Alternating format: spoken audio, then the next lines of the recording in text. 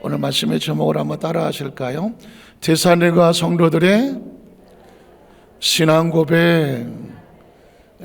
한동안은 우리 수예배 가운데 데살로니전서를 또 앞으로 후서도 같이 말씀을 나누겠지만 데살로니가 이 교회가 뭐 로마 교회도 있고 빌립보 교회, 에베소 교회도 있는데 데살로니가 교회, 살자가 중요해. 살리는 교회 같아요. 살려하죠. 이 교회는 바울의 마음속에 은혜를 주고 그 마게도니아 지역에 있는 사람들에게도 그 데살로니가 교회, 그 교회의 성도들 믿음의 향기가 나고 그 교회에 좋은 소문이 나고, 어차피 저와 여러분 마찬가지 은혜가 그런 거죠. 은혜의 향기가 나고 은혜의 소문이 나게 하는, 이 땅에 살아 숨쉬는 100년 동안에 저와 여러분이 그분 하면 그냥 막 은혜, 그 권사님, 그 집사님, 장로님, 목사님, 전사님, 그 성도님, 그 성도만 생각하면 은혜가 그냥 쫙. 데살로니가 성도와 교회가 그랬어요. 오늘 그래서 우리 지난 시간에 보니까 데살로니전서 1장 6절에 보면 이렇게 말하죠. 너희는 많은 환난 가운데서, 아까 말씀드렸어요. 인생에 환난 없는 사람이 어디 있겠어. 많은 환난 가운데서 성령의 기쁨으로 말씀을 받아서 우리와 예수님을 본받는 자가 됐어. 그 환난이 오히려 나를 잘 갈고 닦아서 변화시켜서 그리스도를 닮아가는 작품이 되게 했다는 거죠. 그러니까 크리스천은 뭐가 다르냐면, 지금 내게 주어진 여러 가지 오늘 지지고 볶으라고 하면 지지고 볶는 거를 이거 큰일 났네라고 생각하지 아니하고 잘 지져주세요. 잘 볶아주세요. 그래서 어떻게 좋은 작품이 될 것을 믿습니다. 제가 지난번에 배추 이야기도 드렸잖아요. 그냥 가장 가슴 아픈 게 뭐예요? 가끔 뉴스에 보면 배추가 풍년이 됐대. 그런데 너무 배추가 풍년이 돼서 배추값이 무슨 값? 그래갖고 팔리지를 않아. 그래서 어떤 사람은 그냥 배추밭을 가서 막 갈아 엎어버리더만 안 판대. 그러면서 1년 동안 농사진 거 그냥 팔리지도 않고 값이 너무 싸서 그냥 막 엎어버려. 그래서 막 9시 뉴스 이런 데 나오더라고. 그런데 여러분 보십시오. 배추가 막 또 장사가 잘 안 되죠. 농사가 안 돼서 배추값이 무슨 값?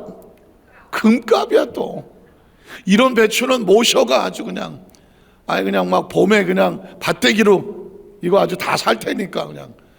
그래서 배추가 잘 되면 그 배추를 잘 모셔다가 김치를 만들어. 배추가 하루아침에 김치 돼요? 안 돼요. 배추하고 인터뷰를 해보니까 배추도 만만치 않더만. 몇 번 죽는다고? 저는 절대 어려운 얘기 하지 않아요. 몇 번 죽어? 5번 죽는다더라고. 배추가 김치 되기 위해서 5번을 지지고 볶더라고. 뽑히고 끌려가고 소금에 절이고 가르고 거기다가 웬 양념으로 막 잔뜩 넣고, 그리고 나서 날짜가 지났을 때 쫙 찢어서 입에 들어가면 겉절이도 맛있고 김장김치도 맛있고 묵은지, 그 묵은지도 맛있더만. 이게 그냥은 안 돼요. 맛있는 성도, 향기나는 성도, 은혜 충만한 성도, 복 있는 성도 그냥은 안 되더라고. 데살로니가 교회 성도들이 교회가 갑자기 무슨 그리스도를 닮아가는 성도가 됐네? 아니더라고. 무슨 환난이 있었어요? 많은 환난 가운데서. 그 환난은 내용을 모르면 아픔과 상처와 눈물이지만 의미를 알면 그건 환난이 아니라 축복이더라고. 축복이잖아요. 전 간혹 그 생각을 해요. 제가 예전에 있었던 교회요. 그냥 거기서 한 30년, 40년 있었으면 어땠을까? 그것도 목회야. 그런데 하나님께서 저를 또 뽑아다가 막 미국의 선교사로, 해외 선교사도 보내고, 거기서 이민교회 성도들 크게 있으면서 대학에 또 부총장 하면서 신학생들을 또 가르치고, 그리고 또 공부를 하게 하시고 5년 동안 이민교회 섬겼지, 5년 동안 대학에서 학생들 가르치고 뭐 학교 업무하고 부총장을 했지, 또 5년 동안 오로로버 대학을 공부한다고 박사과정 공부하겠지. 남들 이민교회만 해도 5년, 성적 대학 부총장 그것만 해도 5년, 가서 공부만 해도 5년이에요. 그 15년 할 거를 5년 동안에 그 세 개를 다 하려니까 어떻게 했을 것 같아요? 막 정신 못 차리게 매일 눈물로 했겠죠. 돌이켜 보니까 그게 다 하나님께서 소금에 절이고 가르고 양념으로 쳐 바르고, 왜 이러신지 몰라 나중에 보니까 그게 다 목회를 하는 과정 가운데 깎이고 잘리고 갈고 훈련시켜서 다듬어서 겨우 요만큼 됐어. 겨우 요만큼 됐어요. 별로 반응이 없는데 여러분 보십시오. 하나님의 사람들은 하루아침에 되진 않아. 다 저와 여러분 여기까지 온 거예요. 여러분 지나온 과거 보세요. 절대 버릴 거 하나도 없어요. 돌이켜보면 나같이 재수도 없고 팔자도 더럽고 내 인생은 왜 그래? 혹시 그렇게 생각하셨다면 그거는 하나님의 뜻을 몰라서 그래요. 이제 여러분은 그 모습이 겉모습이 아니야. 배추는 배추로 끝나면 안 돼. 배추는 김치로 바뀌어야 되는데 저와 여러분 안을 갈고 닦아서 원래의 뜻대로 만들 여기까지 왔다고 하면 여러분 절대로 실패한 인생도 아니고 아주 구슬픈 인생도 아니야. 기쁘고 감사하고 복 있는 인생이라는. 그래서 여러분 어딜 가더라도 남들이 보는 모습이 내 모습이 아니라고 그랬어요. 거울에 비친 내 모습은 내 육신의 모습이고 세월의 모습이에요. 그건 그냥 포장과 같고 옷과 같은 거야. 언제든지 벗어 던질 거예요. 옷도 아무리 비싼 거 사도 세월 지나면 유행 지나고 오래되고 낡고 하잖아요. 그거 자연스럽게 생각하잖아요. 육신도 마찬가지예요. 육신도 마찬가지라고. 그러나 우리 속 사람은 변하지 않고 날로 새로워진. 한번 따라. 우리 속 사람은 날마다 새로워지고 있습니다. 새로워지고 있습니다. 기억하세요. 이걸 발견하는 걸 크리스찬이라고 말해요. 유교의 공자를 만나면 예의를 갖추게 돼. 예의. 공자는 그 시대에 그 중국 넓은 땅에 사람들이 짐승 개같이 살아가지. 막 그냥 예의도 없고 도덕도 없고 그냥 엉망진창으로 살아. 그래서 공자가 두루다니며 볼때 야, 이렇게 살면 안 된다. 인간에게는 도덕과 윤리가 필요하다. 삼강 오륜이고 이러면서 노노맹자 중형 대학하면서 그 수많은 제자를 통해서 유학을 만들어서 인간은 짐승과 다른 게 예의를 알아야 된다. 인의예지신 해서 예의를 가르치려고 공자가 그랬어요. 공자는 종교를 만들지 않았어요. 유교가 아니라 거기서 말하는 교훈은 그냥 가르침이 유학이에요. 불교를 부처님을 만나면 마음의 깨달음이 생겨. 인간은 왜 고통을 당하는가? 왜 고통을 당하는가? 인간이 왜 생겼는가? 이런 건 잘 몰라. 인간은 왜 어떻게 해서 이 고생이 어디서 왔나? 이런 건 잘 몰라. 다만 인간은 왜 고통을 당할 수밖에 없나? 고해구나. 인생의 삶은 고해구나. 그래서 어떻게 이 고통스러운 바다에 어쩔 수 없이 고통을 당할 바에는 뭘 지켜라? 마음을 잘 닦아야 되겠구나. 그래서 일체유심조야. 불교에서 말하는 철학은 세상은 어차피 고통의 바다다. 그러니까 어떻게 살아라? 마음의 보기에 따라. 지난번에 원효대에서 얘기도 했지만 깊은 동굴에서 막 목이 마를 때는 그 바가지의 물이 산삼도 녹고 도독도 녹고 깊은 동굴에 이런 생수가 어디 있어. 그걸 마시고 나니까 모든 피로가 풀리고 막 10년은 젊어진 것 같아. 와, 좋다. 쿨쿨 잤어. 아침에 일어나서 그거 물 한 바가지 더 먹으려고 가서 봤더니 무슨 바가지야? 해골 바가지야. 사람 썩은 해골 바가지에 그냥 썩은 물이었어.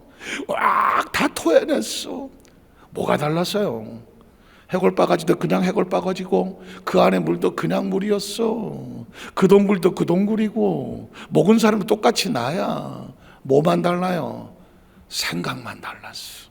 어제는 산삼이 녹아서 먹으니까 10년은 젊어진 것 같고, 진짜 먹고 나니까 막 10년 젊어진 것 같아. 시원하다고 잤어. 잠도 잘 와. 막 피로가 확 풀렸다고. 아침에 보니까 뭐야 이게, 해골 바가지야, 해골 썩은 머리라고. 그 생각이 들어오는 순간 다 토하고 난리 나고 10년은 감수한 것 같아. 뭐가 달라졌어요? 마음이 어떻게 바라보냐에 따라. 그래서 어느 대사가 그런 거야. 당나라까지 가서 유학할 게 뭐 있냐. 불교라고 하는 건 마음을 깨달아서 세상의 모든 것들을 바라볼 때에 당신의 마음이 생수라고 생각하면 그건 생수고, 해골 썩은 머리 해골 썩은 머리야. 그러니까 세상 모든 게 뭐 먹게 달렸다? 마음 먹게 달렸다. 마음 철학을 가리키는 게 불교 심리학이에요. 그러나 거기서 말하는 그 마음 안에, 그 속에 마음을 느끼게 하는 새로운 생명이 있다는 건 불교에서는 발견하지 못하죠. 예수를 믿으면 겉모습이 아닌 우리 속에 하나님이 원래 지어 놓으신 새로운 생명, 속사람, 중생하고 거듭나고 원래 하나님으로부터 와서 하나님 안에 살다가 육신을 벗고 하나님께로 갈 이 영원한 생명을 얻게 하시는 분은 누구냐? 예수 그리스도라는 거죠. 예수를 믿으면, 유교를 만나면 예의를 갖추게 되고, 불교를 만나면 마음 철학과 심리학을 얻게 되고, 예수를 믿으면 새로운 생명을 얻게 되고, 진짜 자기 자신의 자아, 속사람을 찾게 되는 거죠. 그래서 묻는 거예요. 예수님을 구주로 믿으시면 아멘 하시기 바랍니다. 예수를 믿으면 겉모습에 속지 않고, 세상에 속지 않고, 보이는 곳에 속지 않고, 들리는 곳에 속지 아니하고, 우리 안에 하나님의 형상과 모양을 닮은 하나님의 자녀. 한번 따라하죠. 나는 하나님의 자녀입니다. 기억하세요. 나이 먹어 늙어가는 모습을 보고 아이고 내가 이렇게 늙어 살 이유가 하나도 없어요. 세상의 어떤 기준으로 봐서 누구는 큰 집 살고 난 작은 집, 그럴 이유 하나도 없어요. 이거로부터 자유하고 벗어나고 다시 여기서부터 더 전혀 빳빳하게 존재 자체의 가치와 본질을 잃어버리지 않냐. 어디 갖다 놔도 빛이 나는 사람을 하나님의 자녀라고 하는 거예요. 믿으십니까? 알렉산더 대왕이라는 사람이 세상을 떠날 때 유럽을 점령하고 더 점령할 것이 없어서 칼을 꽂고 울었다고 하는 사람, 내가 더 점령할 땅이 없단 말인가? 그 세계 정복 지도였던 그 사람이 죽을 때 어떻게 죽었는지 아시잖아요. 관에다가 양옆에 구멍을 뚫고 손을 내밀어 그 왕의 관이 나가는데 옆에다 손이 나오게 만들었어. 무슨 뜻이에요?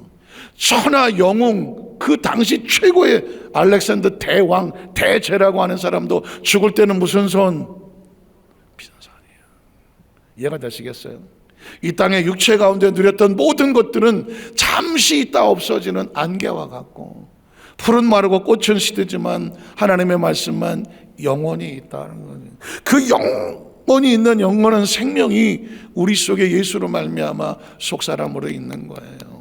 그래서 그 속사람을 기억하셔야 돼요. 여러분이 그 가지고 있는 겉모습에 인상 쓰고 힘들고 아이고 피곤하고 아유 속상하고 이거 다 육신의 사람이에요. 그 육신의 사람으로 인하여 여러분의, 저와 여러분과 저의 영혼의 상처를 주면 안 돼요. 이해가시겠어요?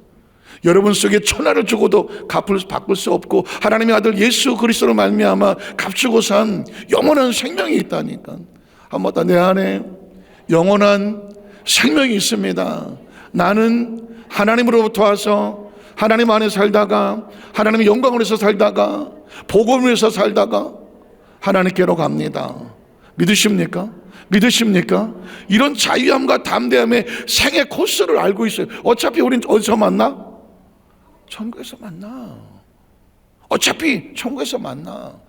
80, 90대면 학력도 필요 없다며. 80, 90대에서 너 어느 대학 나왔냐? 합니까? 80, 90대에서 너 요즘 무슨 화장품 바르냐? 합니까? 80, 90대에서 야 너 무슨 닥스 신발 신고 다니냐? 80, 90대면 구두 다 필요 없어. 뭐 신어? 운동화가 편해. 이해가시겠어요? 80, 90대에서 너 무슨 화장품 바르냐? 무슨 구지변이 바르냐? 합니까? 안 해요. 80, 90 되면 그런 거 다 필요 없어. 필요 없어. 진짜 필요한 것은 내 이 낡은 육신을 벗었을 때 내가 하나님의 거룩한 나라의 영원한 천국이 내게 있음을 믿습니다. 마음이 편해야지. 마음의 천국을 가지고 있는 소원으로 살아야. 근데 그게 멀지 않아. 금방이야. 금방이에요.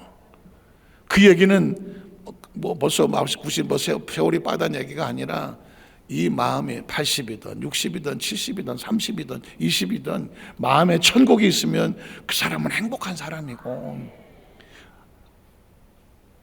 마음에 천국이 없으면 뭘 갖다 놔도 절대 편안하지 않아요. 그래서 여의도 만삭교회 성도들은 눈에 보이는 것으로 인하여 좌우되지 마라.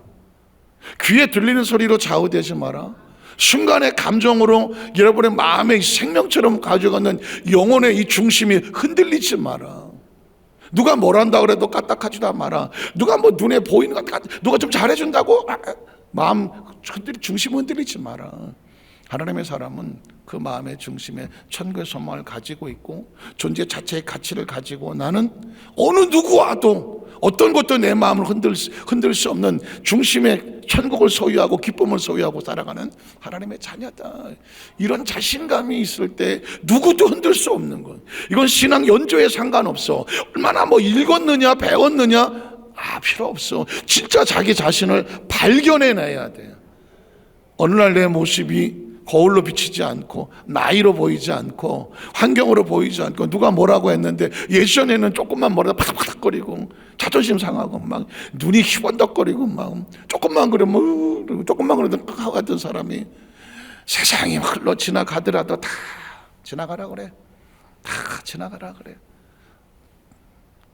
꼿꼿하게 흔들자. 누가 뭐라 그래도 마음 편안하고, 누가 마음 편해도 편안하고, 부드럽고 온유하고 편안하고, 물론 약간 흔들릴 수 있을 수는 있어. 그러나 다시 제자리 찾고.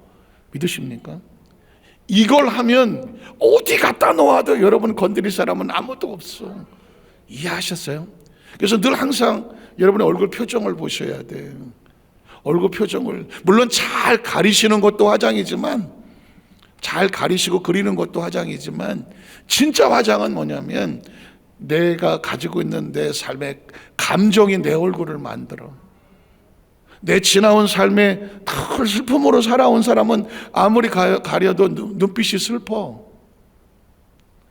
걱정하고 살아온 사람은 아무리 가려도 그 걱정에 근심이 보인다고. 그러나 어떤 상황에서 기쁘고 감사하고 하는 사람은 조금 그렇게 많이 안 발라도 기쁨이 있어. 은혜가 있다고. 그래서 이 시간 저와 여러분 이후에 얼굴에 이렇게 뭐가 이렇게 기쁜 일이 있으세요? 너무 얼굴이 좋아 보이세요. 아무런 다른 영향을 받지 않아도 내 안에서 뭐가 나오느냐? 빛이 나와야 돼요. 그러니까 지난주에 제가 그런 얘기했어요. 마귀에게 가장 무서워하는 단어, 여리고 성도 한 방에 날릴 수 있는 외침이 뭐냐? 하나님 감사합니다. 한번 따라, 하나님 감사합니다. 제가 왜 하나님 감사합니다 이렇게 안 하고 하나님 감사합니다 했을까요? 진짜 감정의 감사가 있어야 돼. 한번 따라 하시게. 하나님 감사합니다. 감사합니다.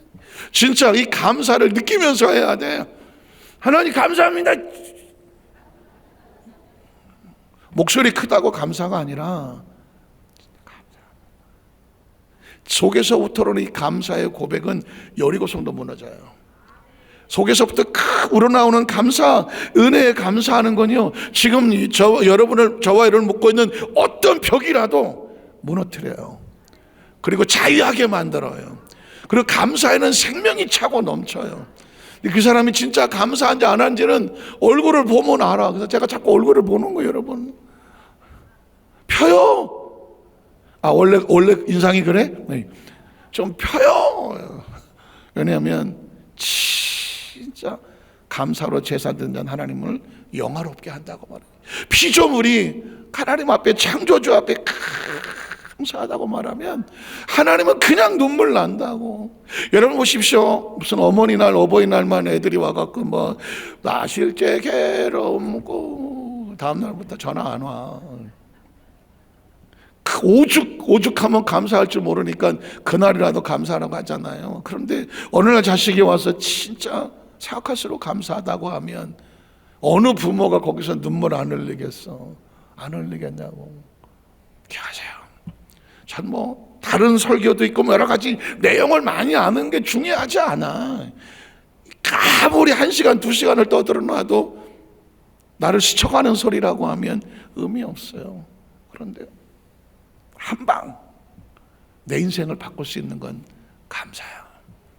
감사로 도배를 하고 감사를 무장하고 있는 사람은요, 마귀는 한 길로 왔다 7길이 아니라 70길로 도망을 칠 수밖에 없고, 어떤 이 부정적인 것들이 들어왔다고 해도 감사를 고백하는 사람에게 어디 발붙일 데가 없어.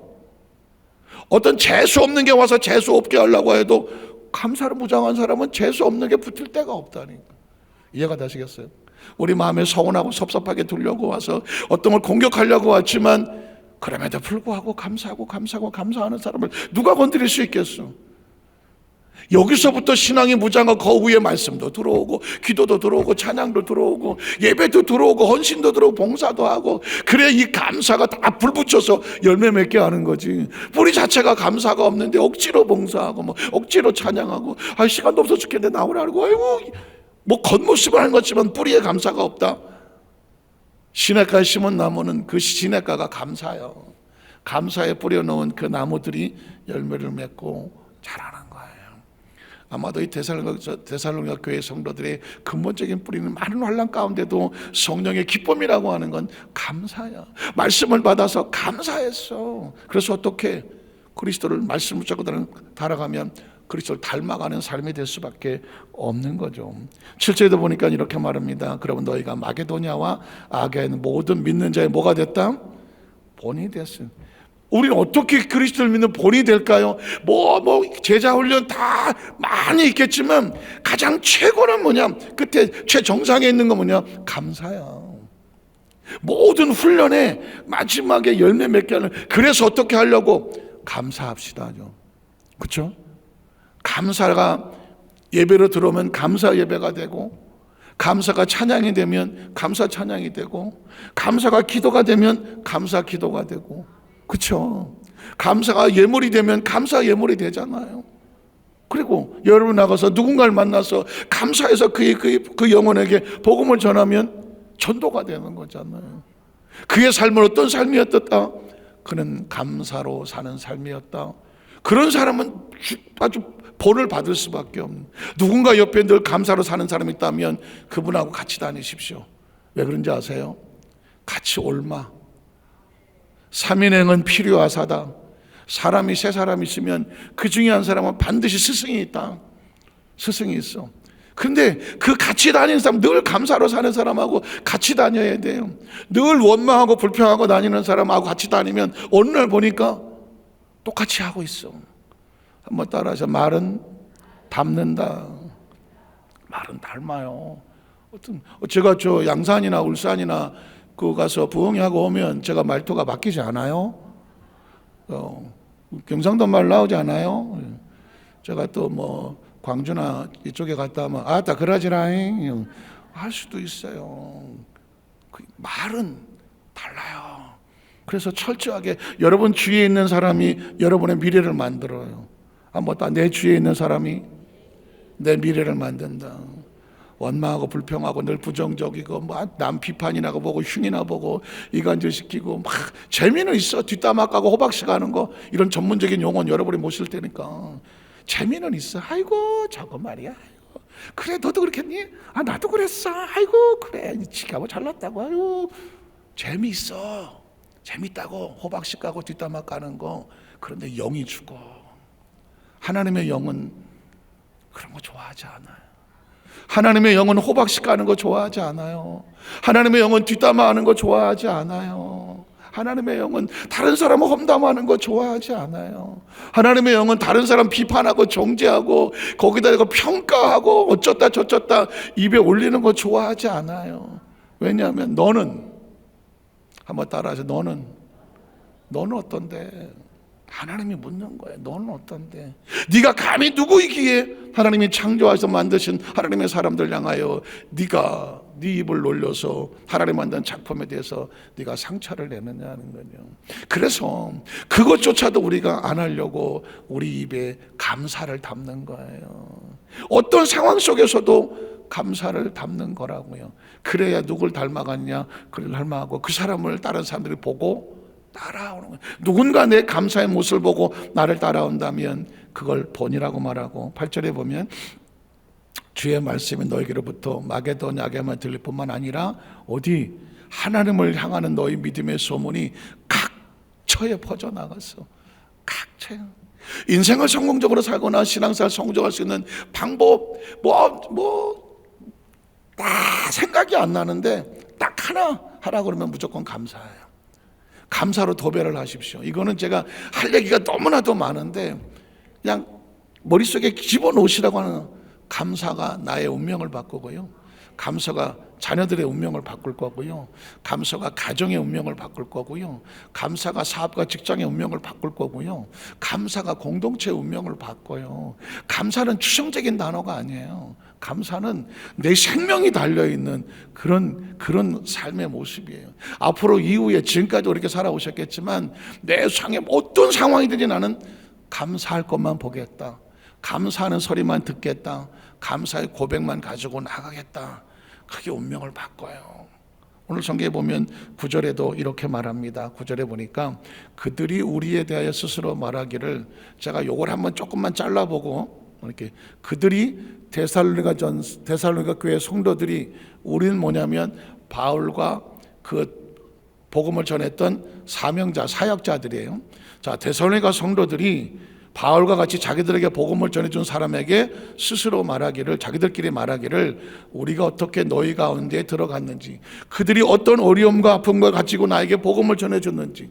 혹시 여러분 그런 거 생각하세요? 내가 어떻게 예수 믿게 됐지? 한번 따라하세요. 나는 어떻게 예수를 믿고 만났을까? 기억하세요? 나를 예수 믿게 하고 복음을 전해준 그 사람 기억하셔야죠.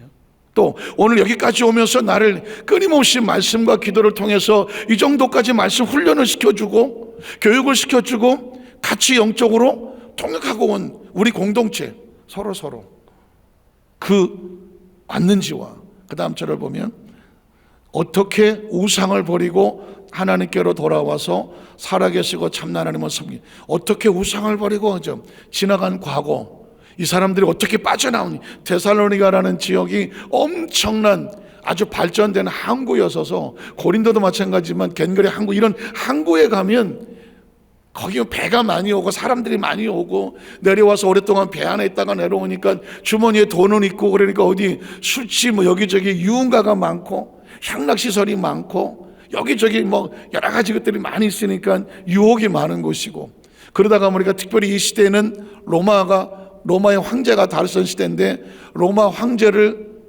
뭐라고 불렀냐면 주라고 불렀어. My Lord. 우리는 성경 속에 주님 하니까 익숙해서 주님 그리지만, 그 당시에 사람들은 로마 황제를 주님이라고 불렀어. My Lord, 주여. 이건 다 로마 황제를 말했어. 다른 사람은 절대 주인이 될 수가 없어요. 그리스도인들은 주여 주여 삼창도 하고 주여가 그냥 예수님하고 익숙하지만, 그 당시 2000년 전에는 로마 시대의 주여 하면은 황제였어. My Lord, 황제였어. 황제 외에 다른 사람을 주님이라고 부르면 목이 날아갔어. 그런 시대예요. 그런 시대에 저 나사렛의 그 목수의 아들이 30대 초반에 예수를 사람들이 주여 하고 따라다니더라. 이건 목숨을 걸고는. 그런데 그 시대에 이 데살로니가 교회 성도들과 교회 사람들이 황제가 눈을 시퍼렇게 뜨고 있는데도 불구하고 예수를 주여. 그러니 그 당시에 있는 그 로마 황제가 이 사람들을 가만 놔두겠어요? 사실 기독교가 핍박을 당할 때 이유는 그런 거예요. 이 사람들이 로마의 반란을 일으킨다. 왜냐하면 황제는 로마 황제밖에 없는데, 주님은 로마 황제밖에 없는데, 이게 또 예수를 믿는다고 주여하고 따라다니니까 이거는 로마의 반란이다. 그런 시대에 우상을 버리고 하나님께로 돌아왔다고 그러잖아요. 그들이 왜 돌아왔다고 했을까? 그들의 진짜 주님은 누구예요? 하나님입니다. 그동안 사람을 주여라고 섬겼던 우상에서 벗어나서 다시 하나님께로 돌아왔다. 그 하나님 어떤 분이냐? 살아계시고, 로마의 황제들은 인간인지라 죽어가지만 영원히 살아있다라는 건 시간과 공간을 초월하신 영이신 하나님, 그리고 사람은 거짓되고 위선되지만 하나님은 영원하시고 참되시다. 그 하나님을 뭐하는 자와 섬기는 자, 섬기는 지와, 그 다음 절에 보면 또 죽은 자들을 가운데, 여기 기억하셔야 될 것은 죽은 자들 가운데 다시 살리신 그의 아들이 누구예요? 예수 그리스도잖아요. 우리가 한 가지 기억할 것이 있어요. 여기서 죽은 자들이라고 하는 것은 속사람이 없어 겉사람으로 끝나. 예수를 만나지 못해서, 혹시 죄송하지만 유교를 만나서 예의는 갖췄을지 모르지만 중요한 거예요. 불교를 만나서 마음의 심리학과 편안에 철을 얻었을지 모르지만 이 영혼의 진짜 속사람의 영혼에 대한 이 창조주에 대해서 들은 게 없는 사람은 영적으로는 죽은 자라고 그래요. 예의가 밝아도, 마음이 착하고 마음 철학을 열심히 하셨어도 그 하나님이 창조주 만드신 하나님으로부터 와서 하나님 안에서 있다가 하나님께로 가는 중생한 영혼이 없는 그 인간은 뭐라고 말하냐면 죽은 자들이거든요. 그 죽은 자들 가운데서 다시 살리셨다고 하는 것은 뭐 예수님이 죽었다 살았던 부활도 되겠지만, 저와 여러분처럼 아담과 하와 이후에 저희도 다, 우리 다 예수 믿기 전엔 죽은 자들과 같았잖아요. 예수를 믿어도 예수가 구주인지를 몰랐다고 하면 죽은 자와 같잖아요. 가끔 그런 생각을, 어려서부터 예수를 믿었지만 예수가 구주라고 하는 이 정확한 내 사람의 영적인 무장이 안 됐을 때에 예수 믿는 사람 괴롭혀 본 적 없어요? 예수 믿는 사람 괴롭혀 본 적 없어요? 예수 믿는 사람 괴롭혀 본 적 없어? 있잖아. 그때 그 예수 믿는 사람을 괴롭혔던 나는 누구야? 죽은 자였지. 그때 나는 죽은 자였다고요. 예수를 믿고 나서 내가 보니까, 이제 내가 다시 살고 나서 보니까 그 예수 믿기 전에 죽은 자를 괴롭혔던 내가 얼마나 부끄럽냐고. 잘 들어보세요. 잘 들어보세요. 제가 이제, 저와 여러분은 두 사람이 있어요. 속사람이 있고 겉사람이 있어요. 공권사님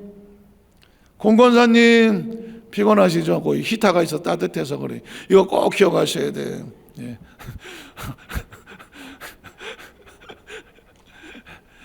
원래 그 주무시는 분은 제가 안 불러야 되는데 워낙 곤히 주무셔서 이걸 기억하셔야 돼요. 왜냐하면 보통은 자기가 두 종류의 사람인지를 잘 몰라요. 아까도 제가 오늘 말씀에 계속 주제가 그거예요. 속사람하고 겉사람이에요. 저도 크리스찬들이 이거 너무 속아서 살았단 말이야. 거울에 비치는 게 나은 줄 알고, 남들이 말하는 게 나은 줄 알고, 교육받은 게 나은 줄 알고, 살고 있는 이 생활에 있는 내 모습이 나은 줄 아는데, 성경은 절대 그렇게 하지 않아요. 성경은 그렇게 하지 않아요. 하나님 원래 만드신 뜻이 있잖아요. 그러면 배추 얘기를 또 해야 되는데, 배추의 목적은 뭐냐면 너는 김치 되라는 거예요. 나 배추 우리 꽃꽂이에다 좀 이렇게 아름답게 꽃으로 좀 세워주세요. 이 마음은 알겠지만 배추로, 물론 추수감사절 할 땐 갖다 놓기도 하지만 배추로 꽃꽂이 하지는 않아.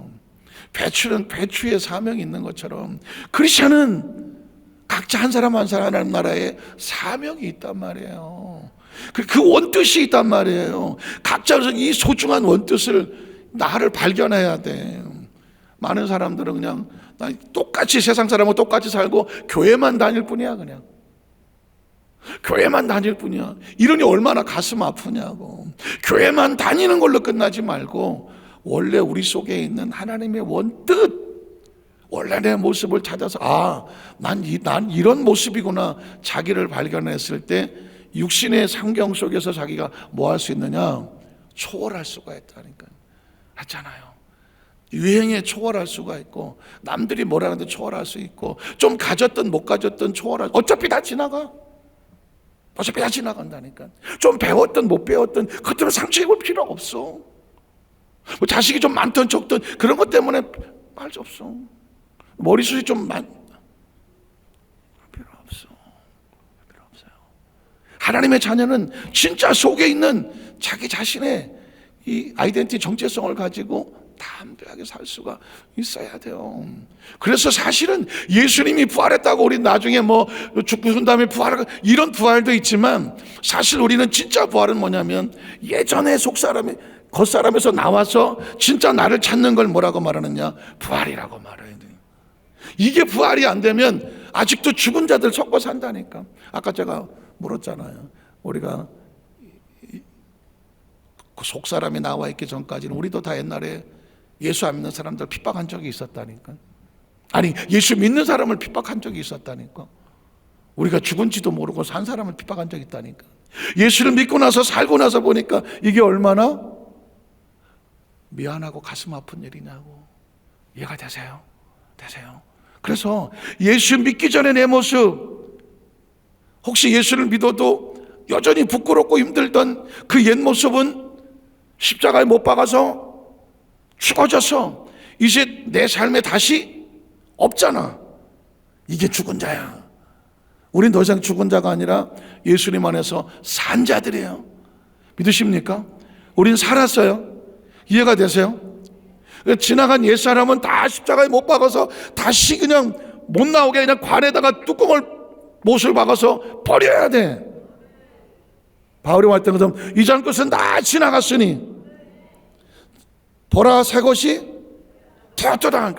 옛날의 모습은 다 던져버렸어야 돼. 다시 쫓아가서 그거 뒤져갖고 옛날처럼 살면 안 되는 거예요. 이게 부활이에요. 아시겠어요? 눈을 번쩍번쩍 해야 되는데 이거 평생 자기가 살았는지 죽었는지도 모르고 교회는 열심히 다녔는데 그냥 옛날 왔다 갔다 하다 끝난 사람 많아요. 그래서 제가 지금 막 그냥 어떻게 할 줄을 모르고 얘기하잖아요. 부활이란 부활절날 뭐 사셨네 그걸로 끝나지 않아요. 부활절 지나면 사셨네 불러요? 안 불러요. 어느 날인가부터 부활절을 절기로 끝나고 부활절이야. 하십시오. 부활은 생명이 살아 움직였다면 날마다 부활이어야 돼요. 날마다 부활해야 돼요.